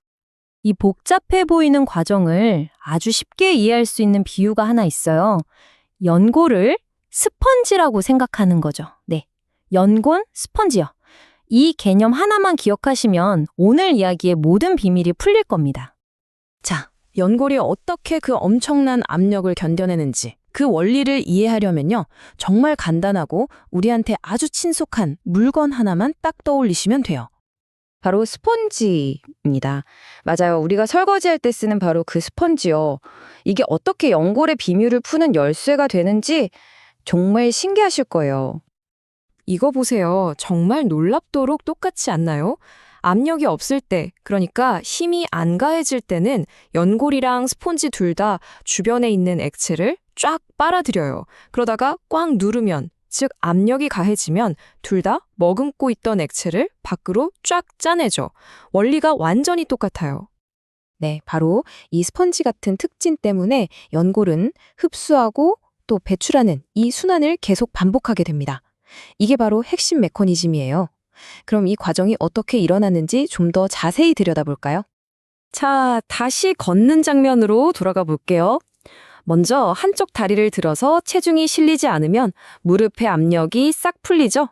바로 이때 연골이 스펀지처럼 부풀어 오르면서 영양분이 가득한 활액을 흠뻑 빨아들입니다. 말하자면 식사 시간인 거죠? 그리고 다시 그 발을 땅에 딛는 순간 체중이 실리면서 연골이 꽉 눌리겠죠? 그럼 머금고 있던 활액을 다시 쫙 쥐어짜내는 겁니다.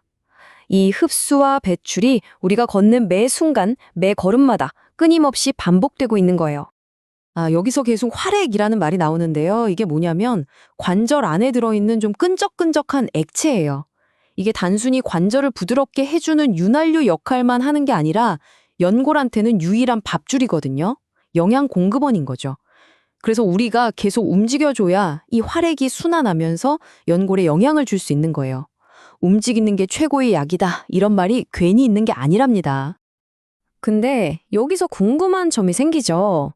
아니, 왜 이렇게 번거롭게 액체를 넣었다 뺐다 하는 걸까요? 그냥 좀 더 단단한 걸로 만들면 안 되나? 왜 우리 몸은 이런 방식을 선택했을까요? 이 끊임없이 액체를 빨아들였다가 쥐어 짜내는 과정. 이게 무슨 설계 결함 같은 게 절대 아니에요. 오히려 이게 바로 연골의 존재 이유 그 자체입니다. 정말 기가 막힌 설계죠.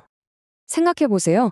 이 스펀지처럼 숨쉬는 작용 덕분에 연골이 걷거나 뛸 때 그 엄청난 압력을 유연하게 받아낼 수 있는 거예요. 압력이 가해지면 액체를 내보내서 충격을 흡수하고 압력이 풀리면 다시 액체를 빨아들여서 준비하고 이건 그냥 단순한 쿠션이 아니라 살아 움직이는 역동적인 충격 흡수 시스템인 거죠. 덕분에 우리 뼈가 서로 부딪혀 닳지 않고 평생 자유롭게 움직일 수 있는 거고요. 정말 완벽하지 않나요? 우리가 그냥 아무 생각 없이 내딛는 한 걸음 한 걸음마다 사실 우리 무릎 속에서는 이렇게 완벽한 시스템이 지치지도 않고 계속 돌아가고 있었던 겁니다. 그런데 만약 이 정교하고 소중한 스펀지가 닳고 찢어지고 망가지기 시작하면 어떻게 될까요? 바로 그게 우리가 흔히 말하는 관절염의 시작일 텐데요. 그때 우리 몸에서는 과연 어떤 일이 벌어질까요? 이 질문을 마지막으로 남겨드리면서 우리 몸의 놀라운 비밀에 대한 오늘 이야기는 여기서 마무리하겠습니다. 여러분, 아이들은 공정함이라는 걸 대체 어떻게 배우는 걸까요? 어른들이 이건 공정한 거야 라고 가르쳐줘서? 아니면 스스로 깨닫는 걸까요?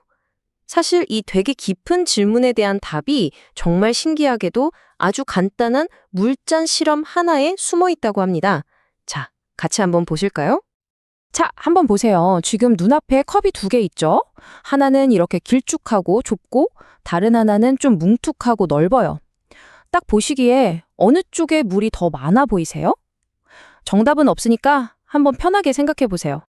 자, 정답은 놀랍게도 2컵의 물량이 정확히 똑같습니다. 사실 이 되게 간단해 보이는 실험은요, 20세기에 정말 영향력 있는 발달 심리학자였던 장 피아제가 만든 거예요. 아이들 머릿속을 한번 들여다보려고 말이죠. 자, 그래서 첫 번째 파트입니다. 놀라운 물 한 잔. 이 간단한 실험이 뭘 보여주는지 한번 바로 보시죠. 결과가 진짜 좀 놀라실 거예요. 피아제가 이 똑같은 질문을 그러니까 만 6살이나 7살이 안 된 아이들한테 물어봤거든요. 그랬더니 와, 거의 모든 아이들이 한결같이 저 키 큰 컵에 물이 더 많다고 아주 그냥 확신에 차서 대답을 했다는 거예요. 우리 어른들 눈에는 양이 똑같은 게 너무 뻔히 보이는데 말이죠. 진짜 신기하죠? 아니 근데 아이들은 왜 이렇게 틀린 답을 하는 걸까요? 도대체 아이들 머릿속에선 무슨 일이 벌어지고 있는 걸까요? 이게 바로 피아제가 풀고 싶었던 가장 큰 수수께끼였습니다. 자, 그럼 두 번째 파트, 보존 개념의 퍼즐입니다. 이제 아이들의 그 독특한 생각 방식, 그 왜를 한번 파헤쳐 보겠습니다. 그 비밀은 바로 부피 보존 개념이라는 것에 있어요. 이게 뭐냐면요. 컵 모양이 바뀌어도 그 안에 담긴 물의 양은 그대로라는 걸 이해하는 능력인데 어린 아이들은 아직 이 개념이 머릿속에 딱 자리 잡지 않은 거죠. 그러니까 아이들은 그냥 눈에 보이는 대로 판단하는 거예요. 논리가 아주 단순하고 직관적이죠. 저 컵이 물 높이가 더 높네? 그럼 당연히 물이 더 많은 거지. 이렇게 생각하는 거예요. 물론 논리적으로 보면 틀렸지만 아이들 입장에서는 이게 제일 합리적인 추론인 셈이죠. 근데 여기서 진짜 중요한 포인트가 나옵니다. 아이들이 이걸 어떻게 배우냐? 어른이 옆에서 얘야 물의 양은 똑같단다 라고 백날 가르쳐줘서 배우는 게 아니라는 거예요. 그냥 물컵 가지고 장난치고 직접 물을 이리저리 따르고 놀면서 아하 하고 스스로 깨닫는다는 거죠. 바로 경험을 통해서요. 자, 이제 세 번째 파트, 물에서 도덕성으로입니다. 아니 근데 이 간단한 물컵 실험이 어떻게 도덕성이라는 이렇게나 큰 주제랑 연결이 될까요? 이제부터가 진짜 핵심입니다. 피아제의 핵심 주장이 바로 이거예요. 아이들이 도덕성을 이해하는 방식은 저 물컵의 부피를 이해하는 방식과 똑같다. 와, 이게 대체 무슨 뜻일까요? 이 말은 즉 도덕성이라는 게 하늘에서 뚝 떨어지거나 어른이 이건 착한 일이야, 저건 나쁜 일이야 하고 주입식으로 가르쳐서 생기는 게 아니라는 겁니다. 그게 아니고요. 아이들이 친구들이랑 막 놀고 때론 다투고 소통하면서 스스로 직접 만들어 나가는 거라는 거죠. 네 번째 파트, 함께 놀며 배우기입니다. 그럼 아이들이 스스로 도덕성을 만드는 그 방법은 뭘까요? 네, 그 비밀은 바로 놀이에 있습니다. 피아제가 여기서 진짜 기가 막힌 비유를 하나 들어요. 아이들이 컵에 물을 따랐다 부었다 하면서 부피 보존 개념을 배우잖아요. 그거랑 똑같이 친구들이랑 게임할 때 순서를 지키는 것. 바로 그게 도덕성을 배우는 과정이라는 거예요. 다시 말해서 친구랑 게임하면서 야, 이번엔 내 차례야? 그래, 다음은 너 해. 이렇게 순서를 주고받잖아요. 이게 마치 물을 이 컵에서 저 컵으로 옮겨 담으면서 양이 같구나 깨닫는 거랑 똑같다는 거죠. 이 과정을 반복하면서 공정함이 뭔지를 머리가 아니라 온 몸으로 배우게 되는 겁니다. 자, 마지막 파트입니다. 진짜 스승은 놀이. 맞습니다. 결론적으로 아이들의 도덕성 발달에 있어서 진짜 선생님은 어른이 아니라 바로 놀이 그 자체라는 거죠. 특히 이런 방식의 학습은요, 아이들이 한 5-6살쯤 됐을 때 그 효과가 정말 폭발적으로 나타나기 시작한대요. 왜냐하면 바로 이 시기에 친구들이랑 같이 뭔가 힘을 합쳐서 해결해 나가는 그런 능력이 생기기 시작하거든요. 그래서 결론은 이럽니다. 적어도 공정함에 있어서만큼은 어른이 일방적으로 막 가르치는 것보다 아이들이 자기 친구들이랑 놀면서 스스로 깨닫게 하는 게 비교도 안 될 만큼 훨씬 더 효과적이라는 것. 이게 바로 피아제의 위대한 통찰인 거죠. 정리해볼까요? 아이에게는요, 친구들이랑 같이 게임하고 또 뭔가 문제가 생겼을 때 그걸 같이 풀어가는 그 과정 자체가 공정함을 배우는 최고의 교실인 셈입니다. 머릿속에 지식을 주입하는 게 아니라 온몸으로 경험하게 하는 거니까요. 자, 그렇다면 마지막으로 우리 스스로에게 한번 질문을 던져봐야 할 것 같아요. 만약 이 놀이라는 게 아이들의 도덕적 나침반을 만드는 가장 근본적인 방법이라면 과연 우리는 우리 아이들에게 마음껏 놀 수 있는 시간과 공간을 충분히 주고 있을까요? 한 번쯤 깊이 생각해 볼 문제 아닐까요? 여러분, 여름에 에어컨 키는 거 너무 당연하죠? 근데 만약에요, 그 버튼 하나 누르는 습관 때문에 우리 조상들이 수백 년 동안 쌓아온 더위와 함께 사는 지혜를 까맣게 잊어버렸다면 어떨 것 같으세요? 오늘 우리가 잃어버린 바로 그 기술에 대해 한번 깊이 파고들어 보겠습니다. 자, 보세요. 오늘 이야기의 핵심이 바로 이 두 그림에 다 나와 있어요. 왼쪽은 그렇죠. 요즘 우리가 사는 꽉 막힌 상자 같은 건물. 오른쪽은 옛날에 숨 쉬는 집이에요. 한쪽은 기술의 힘으로 더위를 밀어내고 다른 한쪽은 지혜로 더위를 다스리죠. 바로 이 근본적인 철학의 차이가 오늘 우리가 파헤쳐볼 문제입니다. 자, 그럼 먼저 현대의 밀폐된 상자부터 한번 들여다볼까요? 이건 뭐 말 그대로 에어컨 없이는 단 하루도 살 수 없는 그런 세상에 대한 이야기입니다. 여러분, 지금 계신 사무실이나 집 한번 둘러보세요. 창문은 꽉 닫혀 있고 바깥 공기는 오로지 저 기계 장치를 통해서만 들어오죠. 그러니까 에어컨이라는 게 그냥 시원한 바람만 주는 게 아니라 아예 건물을 바깥 세상이랑 완전히 단절시켜버리는 밀폐된 상자로 만드는 걸 가능하게 만든 장본인인 셈이죠. 근데 정말 이래야만 할까요? 이게 진짜 최선일까요? 다른 방법은 없는 걸까요? 자, 그럼 이제 시간을 거슬러 올라가서 우리가 까맣게 잊고 있던 그 지혜를 한번 찾아 떠나보겠습니다. 에어컨이 없던 시절에 세상에서 가장 더운 동네 사람들은 대체 어떻게 여름을 시원하게 보냈을까요? 그 답이 바로 건물 자체에 숨어 있다는 거죠.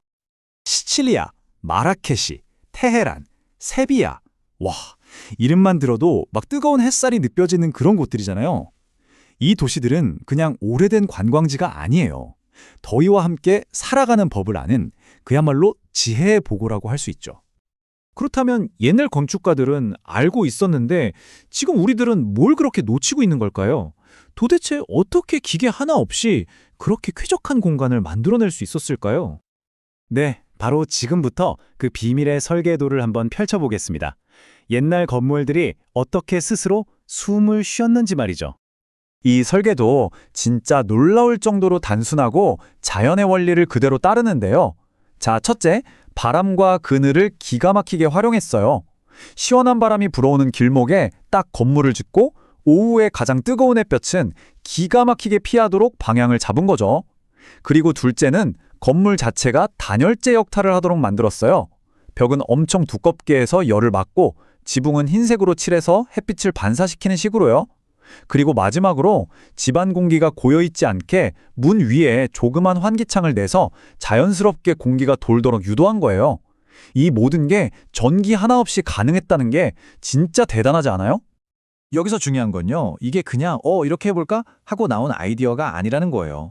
수백 년에 걸쳐서 여러 세대를 거치면서 직접 살아보고 경험하면서 조금씩 발전시켜온 그야말로 살아있는 지혜였다는 거죠.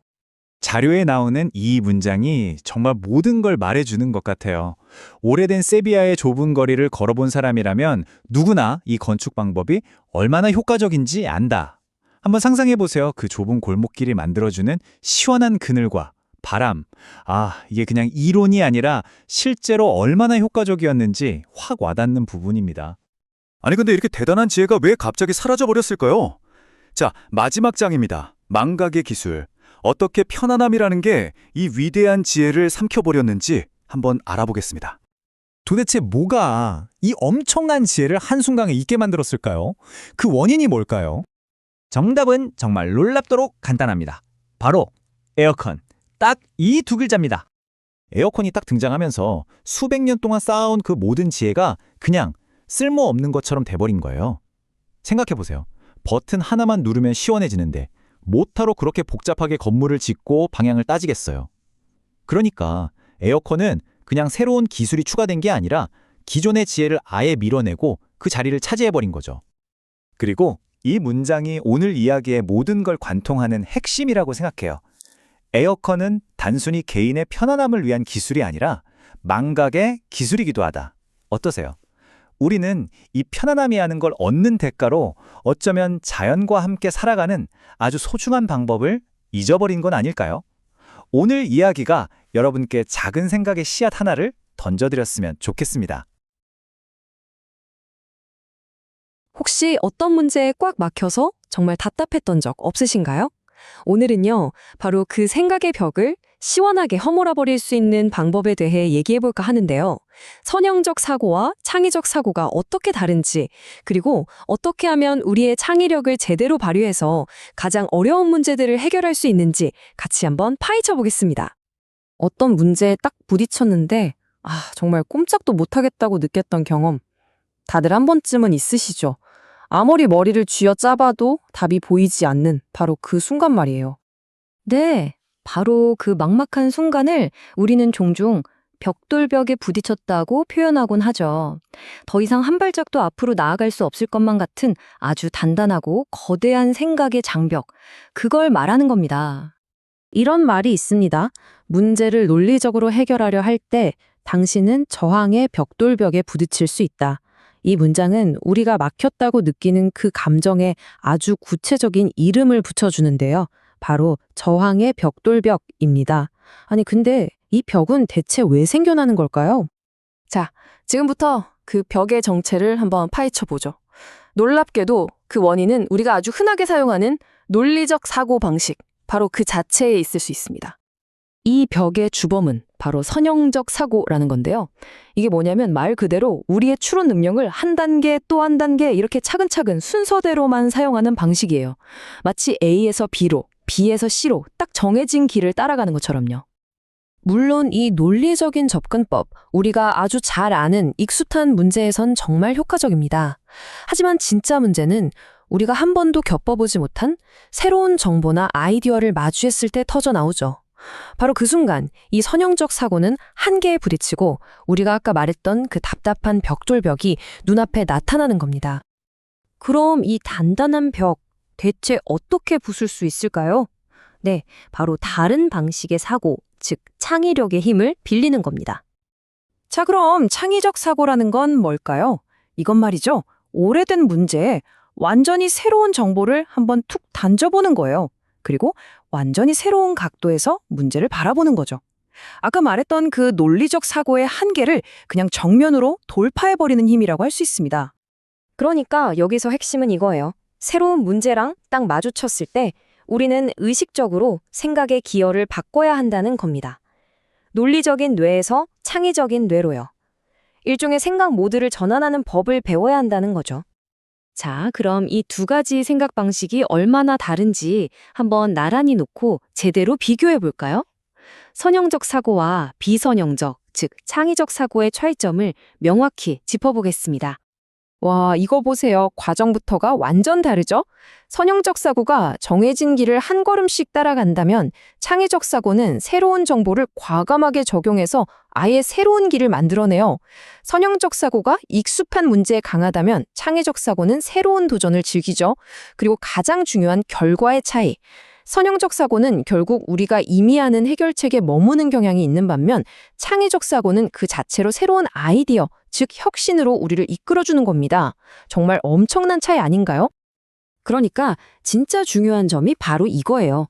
우리가 뭔가 새로운 돌파구를 찾고 있을 때 선형적인 접근만 고집하면 어떻게 될까요? 결국 우리가 가장 피하고 싶었던 것, 바로 그 낡고 뻔한 해결책만 계속해서 되풀이하게 된다는 거죠. 자, 이제 슬슬 마무리를 해볼까요? 그럼 어떻게 하면 우리 안에 잠자고 있는 이 창의적인 뇌를 깨울 수 있을지 핵심만 딱딱 짚어보겠습니다. 이걸 기억하세요. 우리가 창의적으로 생각하기 시작하는 그 순간, 우리를 가로막던 그 답답한 벽돌벽을 그냥 시원하게 부숴버릴 수 있게 되는 겁니다. 뻔한 해답이라는 감옥에서 벗어나서 새로운 아이디어를 자유롭게 다루게 되고요. 그리고 마침내 그 누구도 상상 못했던 그런 혁신적인 해결책을 찾아낼 수 있게 되는 거죠.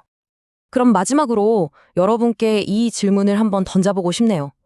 지금 여러분의 삶에서 여러분의 그 번뜩이는 창의력을 간절히 기다리고 있는 문제는 과연 무엇인가요?